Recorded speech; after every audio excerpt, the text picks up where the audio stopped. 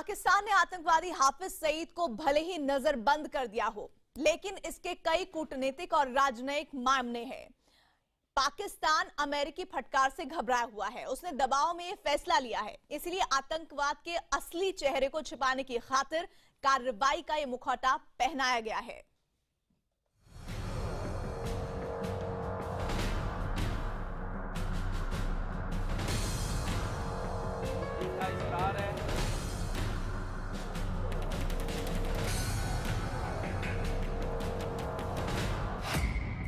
नजरबंद हुआ आतंक का आका, पाकिस्तान का हाफिज गिरफ्तार। आतंक के पैरों में नजरबंदी की बेड़ियां। आतंकवाद की जन्नत पाकिस्तान के आतंकी जलसों से भारत के खिलाफ जहर उगलने वाले आतंकवादी हाफिज सईद को पाकिस्तान ने नजरबंद कर दिया है। उधर अमेरिका में सत्ता बदली और इधर पाकिस्तान के आतंकवाद पर तेवर। जो पाकिस्तान अब तक आतंकवाद की ढाल बनकर खड़ा था, उसने दिखावटी ही सही आतंकवादी हाफिज सईद के खिलाफ पहली बार कार्रवाई तो की, वरना आज तक पाकिस्तान में आतंकवादी हाफिज सईद ऐसे जलसे करता रहा है जैसे वही पाकिस्तान का प्रधानमंत्री हो। लाहौर में सोमवार रात मुंबई हमले के मास्टरमाइंड और जमात उद दावा संगठन का सरगना हाफिज सईद नजरबंद कर दिया गया है। हाफिज सईद के जमात उद दावा के दफ्तर में ही उसे नजरबंद करके रखा गया है।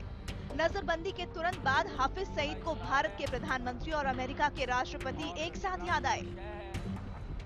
इंडिया और अमेरिका का मुआशका चल रहा है और जो इंडिया कहे जा रहा है और जनाब ट्रम्प माना जा रहा है, वो अपने हलफ के बाद पहला फोन ही मोदी को कर रहा है और मोदी ये चाहता है कि मेरी गिरफ्तारी हो। पाकिस्तान सरकार के नजरबंदी के आदेश के बाद हाफिज सईद ने ट्विटर पर एक वीडियो भी पोस्ट किया। इसमें भी हाफिज सईद ने मोदी और ट्रंप के दबाव के चलते अपनी नजरबंदी की बात कही। साथ ही हाफिज सईद ने जमात उद दावा के समर्थकों को मिशन जारी रखने की भी बात कही। प्रोग्राम जारी रहेगा मुल्क भर के अंदर, मेरी नजरबंदी होती रहे, इसमें क्या फर्क पड़ता है? ये मुल्क का मसला है। सईद के अलावा संगठन के अब्दुल्ला उबैद, जफर इकबाल, अब्दुल रहमान आबिद और काजी काशिफ नियाज को भी नजरबंद किया गया है। ये असर अमेरिका के राष्ट्रपति डोनाल्ड ट्रंप की कार्रवाई का है। ट्रंप ने Syria, Sudan, Iraq, Iran, Somalia, Yemen और लीबिया के नागरिकों और शरणार्थियों के अमेरिका आने पर पाबंदी लगा दी है। अब पाकिस्तान को ये डर सताने लगा था कि अगर इसी वक्त आतंकवाद के खिलाफ कोई कार्रवाई नहीं की गई तो कहीं अगला नंबर पाकिस्तान का न हो। इसीलिए पाकिस्तान सरकार ने हाफिज सईद को नजरबंद करने का फैसला लिया है।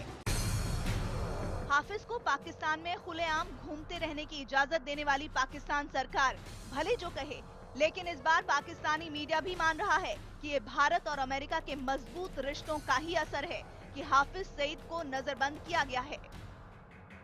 ये जो सियासी जमातें हैं उनको कलअदम करार देने के बाद क्या होना चाहिए, और ये जो इस तरह की तंजीमें हैं जिहादी तंजीमें, उनको कलअदम करार देने के बाद क्या होना चाहिए। इस वजह से वो अपना एक दूसरे नाम से अपनी सरगर्मियां शुरू कर देती थी और अब भी कई जमातें ऐसी हैं जो सरगर्म हैं।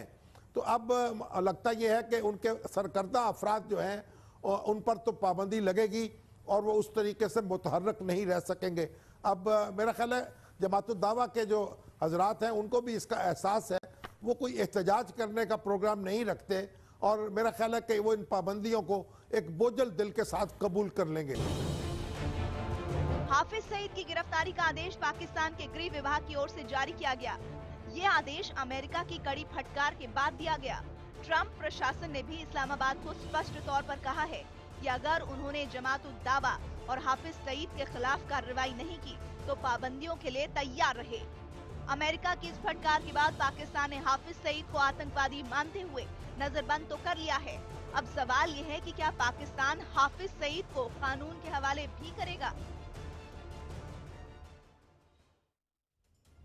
और यहाँ रुक रहे हैं एक ब्रेक के लिए, लेकिन ब्रेक के बाद देखिए आखिर कैसे अभी भी अपने काम को अंजाम दे रहा है हाफिज सईद। देखते रहिए कच्चा चिट्ठा।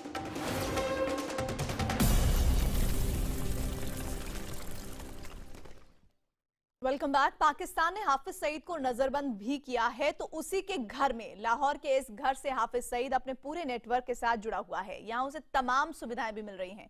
इसीलिए भारत ने भी विश्व मंच पर पाकिस्तान की नौटंकी के खिलाफ आवाज उठाई है। मुंबई हमले का मास्टरमाइंड हाफिज सईद फिलहाल पाकिस्तान के लाहौर में नजरबंद है।